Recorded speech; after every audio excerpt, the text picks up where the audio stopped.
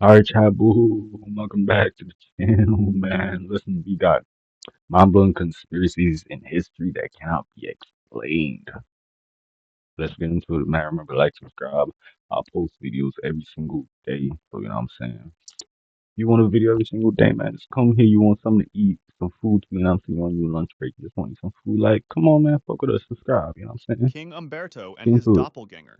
We're In muted. late July 1900, Who's muted? King Umberto and his doppelganger.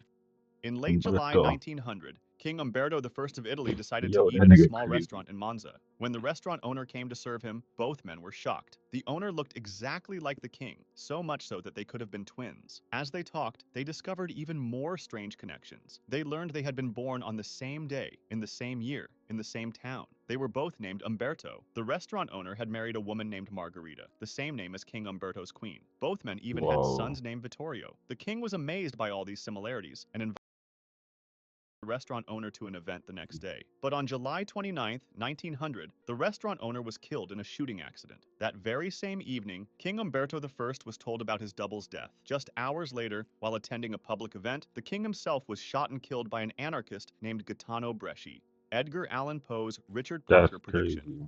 In 1838, author Whoa. Edgar Allan Poe published The Narrative of Arthur Gordon Pym of Nantucket, his only complete novel. In this dark tale, four survivors of a shipwreck find themselves starving in a lifeboat. Desperate, they draw lots to decide who will be sacrificed for food. The unlucky victim is a sailor named Richard Parker, who is killed and eaten by his shipmates. This could have been just another of Poe's eerie tales, if not for what happened 46 years later. In 1884, a yacht called the Mignonette sank in the South Atlantic. Four crew members survived and drifted in a small Wow. lifeboat for many days with no food or water. Three of the men decided to kill and eat the fourth member of their crew, a 17-year-old cabin boy named Richard Parker. When the three survivors were rescued and returned to England, they were put on trial for murder and sentenced to 6 months in prison. During the Six trial, the months. eerie similarity to Poe's story stunned the public. Poe could not have known this would happen, as he died in 1849, 35 years before this incident took place. Edwin Booth and Robert Todd Lincoln.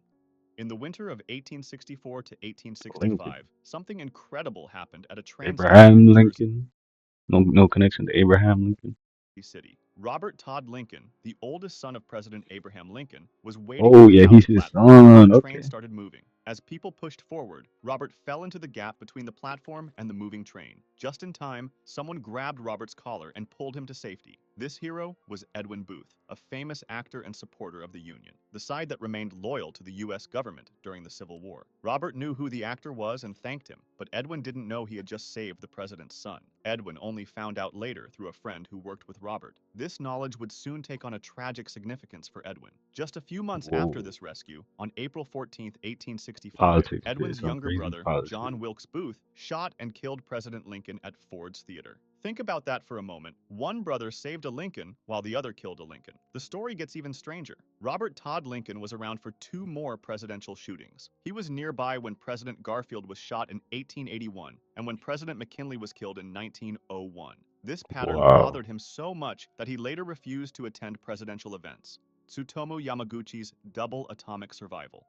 In August 1945, a 29-year-old Japanese engineer named Tsutomu Yamaguchi was on a business trip to Hiroshima. On the morning of August 6th, he was walking Hiroshima. to the shipyards when he noticed an American bomber flying overhead. Suddenly, at 8:15 a.m., a bright flash lit up the sky. The first atomic bomb had gone off about 1.9 miles from where he stood. The blast knocked Yamaguchi to the ground, damaged his earring, and badly burned the left side of his body. Despite his Ah. injuries, he found shelter, spent the night in the ruined city, and made his way to the train station the next day. Yamaguchi was heading home to Nagasaki. On August 9th, still wrapped in bandages and in pain, Yamaguchi went to work in Nagasaki. As he was telling his boss what had happened in Hiroshima, another bright flash lit up the sky. The second atomic bomb had just been dropped over Nagasaki, and again, Yamaguchi was about 1.9 miles from the blast. The building he That's was in probably crazy. saved him from more serious injuries, though he was exposed to radiation from both bombs. Yamaguchi is the only person the Japanese government officially recognizes as having survived both atomic bombings. Even after being exposed to radiation twice, he recovered and lived until he was 93, dying in 2010 from stomach cancer.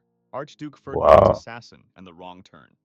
On June 28, 1914, Archduke Franz Ferdinand, heir to the Austro-Hungarian Empire, visited Sarajevo with his wife Sophie. A group of Serbian He nationalists had kind of planned to kill fast. him that day, and their first attempt failed when a member of the group threw a bomb at the Archduke's car, but it bounced off and exploded behind it, injuring people in the one behind. After that attack failed, the motorcade continued to the town hall for a planned meeting. The assassination plot seemed to have failed, and one of the would-be killers, a 19-year-old named Gavrilo Princip, gave up and went to a small food shop on Franz Josef Street to get something to eat. Then something crazy happened. After leaving the town hall, the Archduke decided to visit those hurt by the earlier bomb. His driver, not knowing Sarajevo well, took a wrong turn onto Franz Josef Street. When the driver realized his mistake, he stopped the car to turn around, right in front of the shop where Princip was standing. Princip couldn't believe his luck. The target he had given up on was now just feet away and not moving. He pulled out his gun, stepped forward, and fired twice, hitting the Archduke in the neck and his wife Sophie in the stomach. Both died within minutes. This started a chain of events that led straight to World War I. Soon, all of Europe was pulled into the conflict that would claim over 20 million lives. A single God wrong damn. turn changed the course of the entire 20th century. The Jim twins' parallel lives.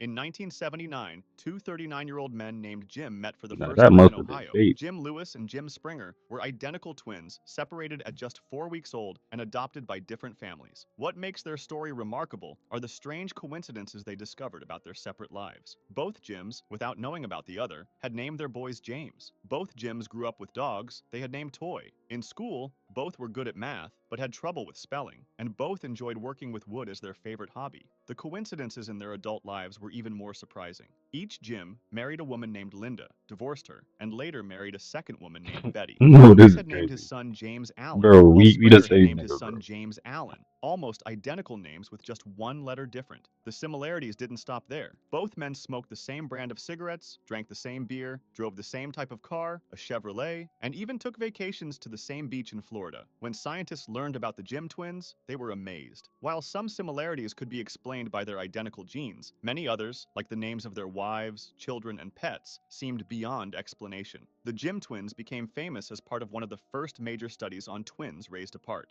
the Eben brothers' identical deaths. In July 1974, 17-year-old Neville Eben was riding his moped along a street when he was hit and killed by a taxi in Hamilton, Jesus. Bermuda. Almost exactly 1 year later, in July 1975, an even more unbelievable tragedy hit the same family. Neville's brother, Erskine Eben, also 17 years old at the time, was riding the very same moped along the same street in Hamilton when he was hit by a taxi and killed. Gang. But not just any Chill. taxi. It was the exact same taxi, with the same Alright, driver that yeah, had killed his bro. brother the year before. Even more Yeah, surprisingly, the yeah, we taxi was packed you carrying up. the same passenger who had been in the vehicle during the Killed fatal accident, him. the Greenberry Hill Alright, murder chill case. out.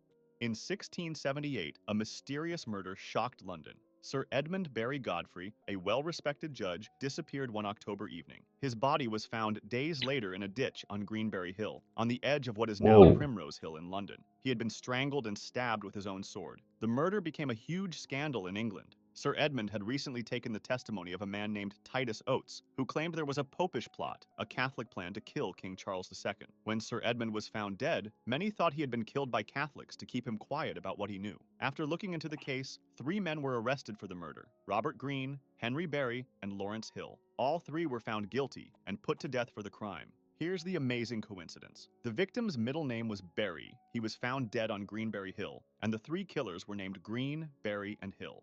The 3 lightning strikes on one family. Wow. In 1899, in a small town near Taranto in That's southern fate. You was meant to get caught, gang. Italy, a terrible accident happened. A man named Rolla Primarda was standing in the backyard of his family home during a storm when he was suddenly struck by lightning and killed. About 30 years God damn. later, around 1929, lightning struck Rolla's son when he was standing in the same spot in the family's Alright, yeah, backyard we during a not storm. going there Just no like his more. father We not before going him, there he no died more. instantly. The family and neighbors were shocked by this incredible repeat tragedy. But the story gets even more unbelievable. On Yeah, October 8, we not even. 1949, Rolla Yeah. Primarda's grandson, who was named after his grandfather, was standing in that exact same spot in the family yard. A storm was brewing, and amazingly, a lightning bolt struck him too. The third generation Yo, of the family had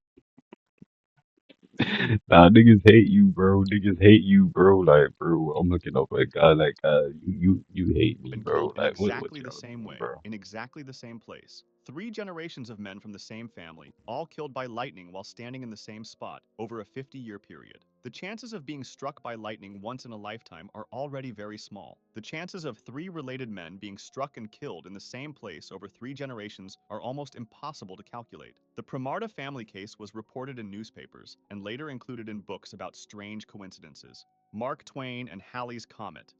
Mark Twain was born on November 30th, 1835, the same night that Halley's Comet was passing by Earth. The famous Mhm. comet passes by Earth roughly once every 76 years. Throughout his life, Twain was interested in this link to the comet. As he grew older and the comet's return got closer, he began to feel a special connection between his life and the comet. In 1909, when he was Did he 74 die years on the old, comment? Twain made an eerie prediction about his own death. "I came in with Halley's Comet in 1835. Twain said. "It is coming again next year, and I expect to go out with it." Twain's prediction came true. On April 21st, 1910, Mark Twain died of a heart attack at his home in Connecticut. This was just one day after Halley's Comet reached its closest point to the sun on that visit, becoming visible from Earth once again. The comet appeared most recently in 1986 and is scheduled to appear again in 2061.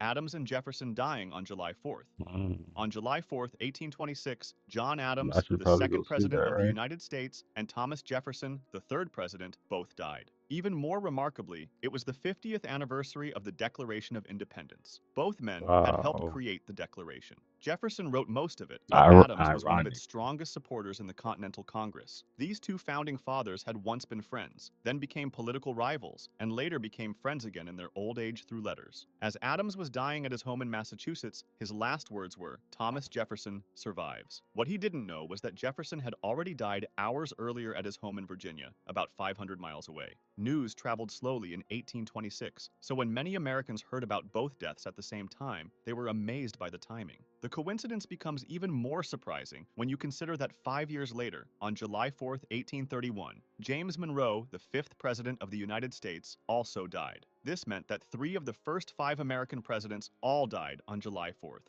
Robertson's Titanic Hey, prediction. July In 4th. 1898, 14 years before the Titanic disaster, an American author named Morgan Robertson wrote a story called Futility, or The Wreck of the Titan. This story was about a huge luxury ship called the Titan that sank after hitting an iceberg in the North Atlantic. The similarities between Robertson's fictional story and the real Titanic tragedy that happened in April 1912 are incredible. Robertson's Titan was described as the largest ship of its day at about 800 feet long, very close to the Titanic's 882 feet. Both ships had three propellers and could go very fast. The made-up Titan could travel at 25 knots, while the real Titanic was moving at about 22.5 knots when it hit the iceberg. Both ships were called unsinkable, and both had too few lifeboats for everyone on board. Robertson's book even mentioned that the Titan carried as few boats as the law required, which sadly matched the Titanic's situation. Both ships hit an iceberg on the right side My while sailing God. through the North Atlantic in April, and both sank with a huge loss of life. After the real Titanic sank in 1912, Robertson's book became famous again. Many people thought he had somehow predicted the future, but the more likely explanation is that Robertson, who had worked as a sailor with lots of knowledge about ships, simply knew about the safety problems and shipping trends of his time. If you liked this video, subscribe for similar ones Hey, or that's join my facts. That Discord to probably was suggest facts. another. Hey, man, what y'all think about these conspiracies? Y'all got no conspiracies y'all can talk about in the comments or anything else, man. But, like, that's all for this, man. Like, subscribe. I post every single day. We grinding. So, you know what I'm saying?